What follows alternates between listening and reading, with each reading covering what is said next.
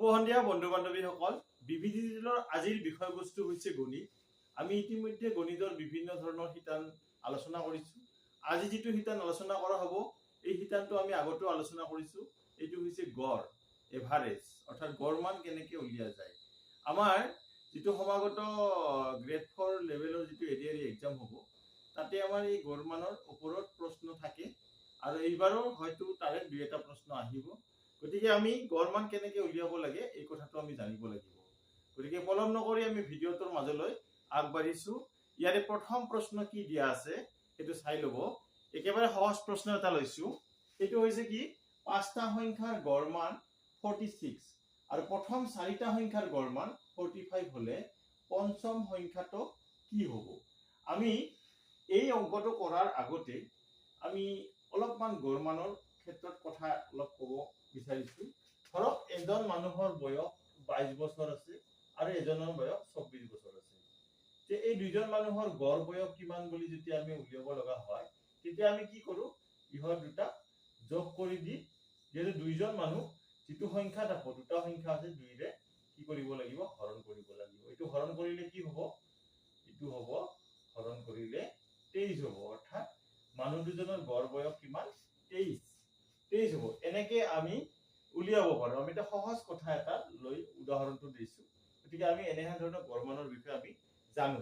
এতিয়া এই ক্ষেত্ৰত ইটোৰ ক্ষেত্ৰত কেনেহেন হ'ব, ইটোৰ ক্ষেত্ৰতো অলপ এই গড় মানটোৰ এই ধাৰণাটো ইয়াতো আমাৰ ইনডাইৰেক্টলি আছে আৰু সেই ধাৰণাটোৰ দ্বাৰাই আমি এই অংকটো কৰিব লাগিব। ইয়াতে আমাক দিয়া আছে কি চাই ল'ব। ইয়াতে অপচন কেইটা চাব। এ আছে 10, বি আছে 50, সি আছে 40 আৰু ডি আছে 25। এতিয়া আমি এইটো সমাধান কৰিম। এইটো সমাধান কেনেকে কৰিম, ইয়াতে কি দিয়া আছে, পাঁচটা সংখ্যাৰ গড় দিয়া আছে। এই পাঁচটা সংখ্যাৰ গড় মানটো আমাক দিয়া আছে। পাঁচটা সংখ্যাৰ গড় কিমান দিয়া আছে, 46। অৰ্থাৎ এই মানটো দিয়া আছে আমাক 46। সংখ্যা কেইটা, পাঁচটা। গতিকে পাঁচটা সংখ্যাৰ সমষ্টি কি হ'ব, পাঁচটা সংখ্যাৰ সমষ্টি কি হ'ব, অৰ্থাৎ এই যি পাঁচটা সংখ্যা আছে প্ৰত্যেকতে কিমানকে আছে, 46 কে আছে। কেইটা আছে সংখ্যা, পাঁচটা আছে। গতিকে এইটো আমি পূৰণ কৰি দিম, যিটো পাম সেইটোৱে হ'ব। ইয়াতে 5 6 গুণ 30 হৈ যায়, 3 4 5 গুণ 20, 20 3 23, 230। এতিয়া আমি প্ৰথম চাৰিটা, এই পাঁচটা সংখ্যাৰে প্ৰথম চাৰিটা সংখ্যাৰ গড়টো ইমান দিছে 45। অৰ্থাৎ প্ৰথম চাৰিটা গড়টো দিয়া আছে 45। গতিকে প্ৰথম চাৰিটাৰ সমষ্টি, চাৰিটা সংখ্যাৰ সমষ্টি কি হ'ব, প্ৰথম চাৰিটা সংখ্যাৰ সমষ্টি কি হ'ব, এইটো যদি আমি উলাই লওঁ, এটা যেহেতু 45 আছে, চাৰিটাত কিমান হ'ব, 45 ইনটু 4, এইটো 5 4 গুণ 20, 4 4 গুণ 16, 16 2 কিমান হ'ব, 18 হ'ব। গতিকে পাঁচটা সংখ্যাৰ সমষ্টিৰ পৰা আমি তাৰে যদি আমি প্ৰথম চাৰিটা সংখ্যাৰ সমষ্টি বিয়োগ দিওঁ, তেতিয়া পঞ্চম সংখ্যাটো আমি পাম নে নাপাম, একেবাৰে সহজতে আমি পঞ্চম সংখ্যাটো পাম। গতিকে ইয়াৰ পৰা আমি খুব সহজতে কি উলিয়াব পাৰো, পঞ্চম সংখ্যাটো উলিয়াব পাৰো। এইটো কৰাৰ কাৰণে কি কৰিব লাগিব, যে পাঁচটা সংখ্যাৰ সমষ্টি যিটো দিয়া আছে, এই সমষ্টিৰ পৰা প্ৰথম চাৰিটা সংখ্যাৰ সমষ্টি আমি কি কৰিব লাগিব, বিয়োগ কৰিব লাগিব। বিয়োগ কৰিলে আমি কি পাম, 13 8 গলে 5 পাম, ইফালে 1 1 0 হ'ব। গতিকে আমি কি দেখা পালো, পঞ্চম সংখ্যাটো কি পাম, আমি 50 পাম। গতিকে ইয়াৰে অপচনত চাম আমি 50 আছে নে নাই। আমি দেখিছো যে বি নম্বৰ অপচনটো কি আছে, 50 আছে। গতিকে ইয়াৰ শুদ্ধ উত্তৰটো হ'ব 50, অৰ্থাৎ বি নম্বৰ অপচন। গতিকে এনেকে আমি খুব সহজে কি কৰিব পাৰো, গড় মানৰ লগত জড়িত আমি প্ৰব্লেম সলভ কৰিব পাৰো। এটা প্ৰব্লেম দিয়া আছিল, বেছি টান নাছিল, এইটো সহজে আছিল। কিন্তু আমি আৰু বেলেগ বেলেগ ধৰণৰ কিছুমান কি কৰিব লাগিব, এনেহেন ধৰণৰ গড় মানৰ আমি প্ৰব্লেম সলভ কৰাৰ কাৰণে যত্ন কৰিব লাগিব। বন্ধু বান্ধৱীসকল, এইবাৰ আমি 2 নম্বৰ প্ৰশ্নটোলৈ আহিছো। এই প্ৰশ্নটো যোৱাবাৰ এডিআৰই গ্ৰেড 4 লেভেলৰ এক্সামত আহিছিল। গতিকে এনেহেন ধৰণৰ এক্সামত, এনেহেন ধৰণৰ প্ৰশ্ন এক্সামত অহাৰ খুবেই চান্স আছে। গতিকে এইটো চাই ল'ব কেনেহেন ধৰণৰ, কেনেকে আমি সমাধান কৰিম। ইয়াতে কি দিয়া আছে চাই ল'ব, যে এখন বিদ্যালয়ৰ ল'ৰা ছোৱালীৰ উভয়ৰে গড় বয়স হৈছে 16 বছৰ। কেৱল ল'ৰাবিলাকৰ গড় বয়স 15 বছৰ আৰু ছোৱালীবিলাকৰ গড় বয়স হ'ল 18 বছৰ। বিদ্যালয়খনত থকা ল'ৰা আৰু ছোৱালীৰ সংখ্যাৰ অনুপাত হৈছে ইয়াতে অপচন দিয়ে চাব এ দিছে 5:2 বি দিয়া আছে 4:3 সি দিয়া আছে 2:1 আৰু ডি দিয়া আছে 3:2 গতিকে এই প্ৰবলেমটো যেতিয়া আমি সলভ কৰিম কেনেকৈ কৰিম এইটো অলপ চাই লব ইয়াতে দিয়া আছে কি প্ৰথমতে এইটো চাব ল'ৰা ছোৱালীৰ উভয়ৰে গড় বয়স 16 বছৰ অৰ্থাৎ যিখিনি ল'ৰা ছোৱালী আছে সেইখিনিৰ গড় বয়সটো কি হ'ব 16 বছৰ হ'ব আৰু এই অংকটোত আমি যদি প্ৰশ্নটো ভালকে পঢ়ি চাওঁ ইয়াতে এটা বস্তু পাওঁ সেইটো হৈছে কি বিদ্যালয়খনৰ মুঠ ল'ৰা ছোৱালী সমান ল'ৰাৰ সংখ্যা যোগ ছোৱালীৰ সংখ্যা ইটো দেখ কথা ইটো আমি ইয়াৰ পৰা এই কথাটো গম পাওঁ ইয়াতে আমি উভয়ৰে গড় বয়স 16 বছৰ বুলি কোৱাতে এইটো কথা বুজিব লাগিব সাপোজ আমি ল'ৰা ছোৱালী উভয়ৰে ধৰক মুঠ ল'ৰা ছোৱালী x আছে ইহঁতৰ গড় বয়স কিমান 16 বছৰ তাৰ মানে কি ইহঁতৰ বয়সৰ সমষ্টি কি হ'ব ইখিনি নহব 16 পূৰণ x এনেকা হ'ব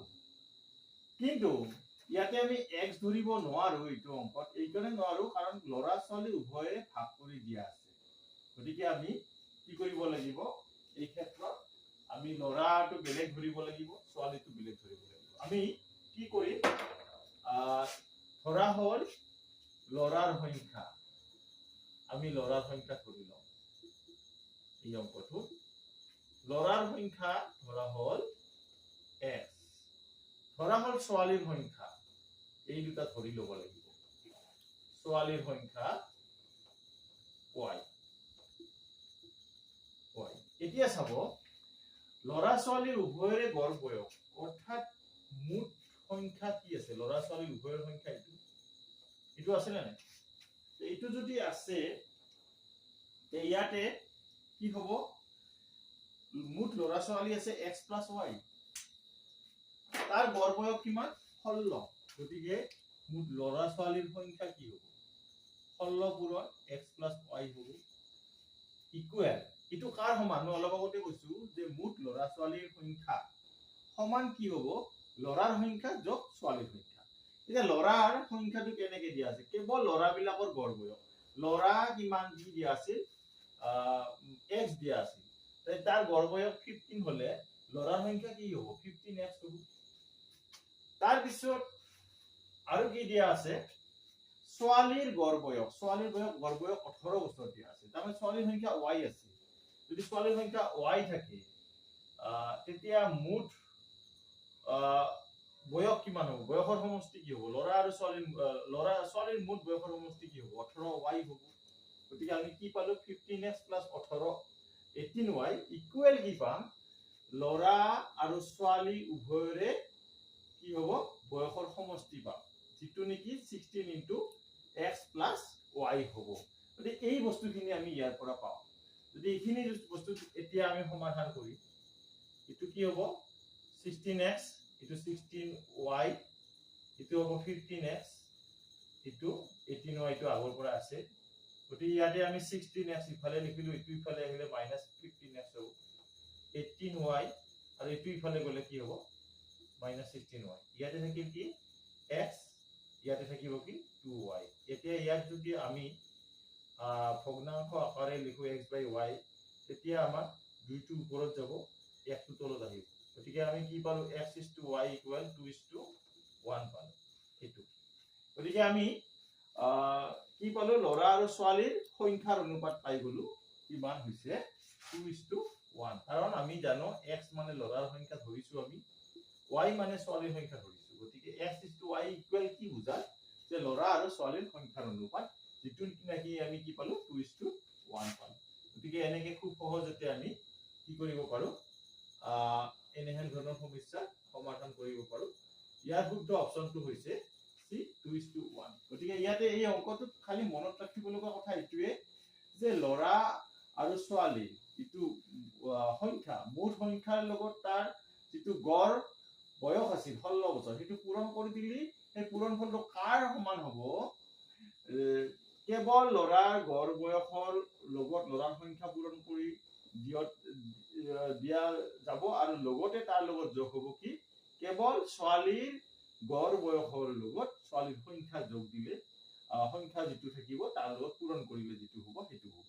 গতিকে এনেকে আমি কি কৰিব পাৰো খুব সহজে এনেকে সিম্পলিফাই কৰি আমি তাৰ মানটো উলিয়াব পাৰো। গতিকে এনে ধৰণৰ অংক এক্সামত অহাৰ খুবেই চান্স আছে। গতিকে আপোনালোকে এনে ধৰণৰ এক্সাম চাব।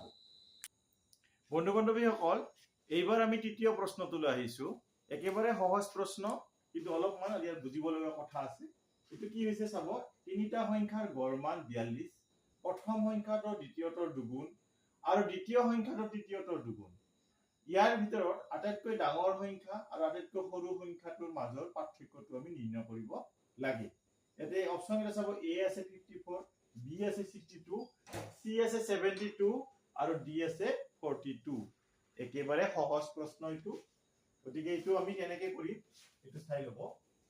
ইয়াতে আমাৰ কৰিবলগীয়া কি আছে চাব। ইয়াতে প্ৰথমতে আমি খুব ভালদৰে চাব লাগিব যে প্ৰথম সংখ্যাটো দ্বিতীয়টোৰ দুগুণ বুলি কৈছে আৰু দ্বিতীয় সংখ্যাটো তৃতীয়টোৰ দুগুণ বুলি কৈছে। গতিকে ইয়াতে যদি খুব ভালদৰে চোৱা যায়, প্ৰথম সংখ্যাটো দ্বিতীয়টোৰ ওপৰত নিৰ্ভৰ কৰি আছে আৰু দ্বিতীয় সংখ্যাটো কাৰ ওপৰত নিৰ্ভৰ কৰি আছে, তৃতীয়টোৰ ওপৰত। গতিকে আমি প্ৰথমতে তৃতীয়টো ধৰি ল'ব লাগিব। ধৰা হল তৃতীয় সংখ্যাটো কি হ'ব? তৃতীয় সংখ্যাটো কি হ'ব এইটো আমি ধৰি লওঁ। এইটো ধৰি ললো x। এতিয়া ইয়াৰ পৰা আমি দ্বিতীয় সংখ্যাটো ওলাব। আমাৰ দ্বিতীয় সংখ্যাটো কি হ'ব? দ্বিতীয় সংখ্যাটো 2x হ'ব। তাৰ পিছত আমাৰ তৃতীয় সংখ্যাটো কি পাওঁ, কি প্ৰথম সংখ্যাটো কি পাওঁ? প্ৰথম সংখ্যাটো কি হ'ব? দ্বিতীয়টোৰ দুগুণ। দ্বিতীয়টোৰ দুগুণ। প্ৰথম সংখ্যাটো দ্বিতীয়টোৰ দুগুণ হলে কি হ'ব? 2 গুণ দ্বিতীয়টোৰ, অৰ্থাৎ 4x হ'ব। গতিকে এতিয়া আমি কি দেখা পালো, প্ৰথম দ্বিতীয় তৃতীয় এই গোটেইকেইটা সংখ্যাই আমি পালো। এতিয়া দিয়া আছে কি আমাক, এই গোটেইকেইটা সংখ্যাৰ এভাৰেজ 42। এভাৰেজ 42 মানে কি বুজিম আমি অলপ আগতে আজি ক্লাছৰ আৰম্ভণিতে কৈছো যে এভাৰেজ কেনেকে উলিয়ায়। সংখ্যা তিনিটা আছে, তাহলে 3 হ'ব ইয়াতে, আৰু সংখ্যা কেইটা লিখি ল'ব লাগিব। সংখ্যা কেইটা লিখিলে এনেকৈ হ'ব 4x।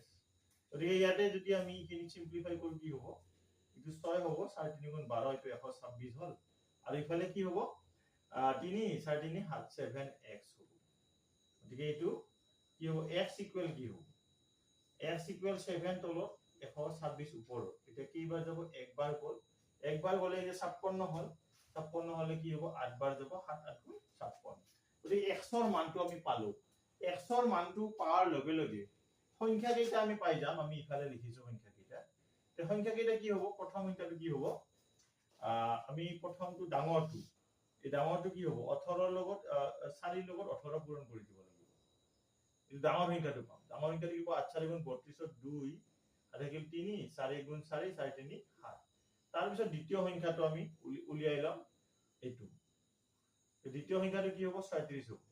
তাৰ পিছত তৃতীয় সংখ্যাটো কি আছে 18। তৃতীয় সংখ্যাটো কি আছে 18। এতিয়া আমাক কৰিব দিছে কি যে আটাইতকৈ ডাঙৰ সংখ্যা, আটাইতকৈ ডাঙৰ সংখ্যা কি 72। তাৰপৰে কি কৰব দিছে, আটাইতকৈ সৰু সংখ্যাটো বিয়োগ কৰিব দিছে। সৰু সংখ্যাটো বিয়োগ কৰি দিয়ক। বিয়োগফলটো কিমান হ'ব, 12 ৰ 8 গলে 4, ইয়াতে থাকিব 6, 6 ৰ 1 গলে 5। গতিকে আমি কি পালো 54 পালো। আটাইতকৈ ডাঙৰ আৰু আটাইতকৈ সৰু সংখ্যাটোৰ মাজৰ পাৰ্থক্য কি পালো, 54 পালো। ইয়াতে অপচনত আমি চাম 54 আছে নেকি। আমি দেখিছো এ নম্বৰ অপচনত 54 আছে। গতিকে এইটোৱে ইয়াৰ শুদ্ধ অপচন।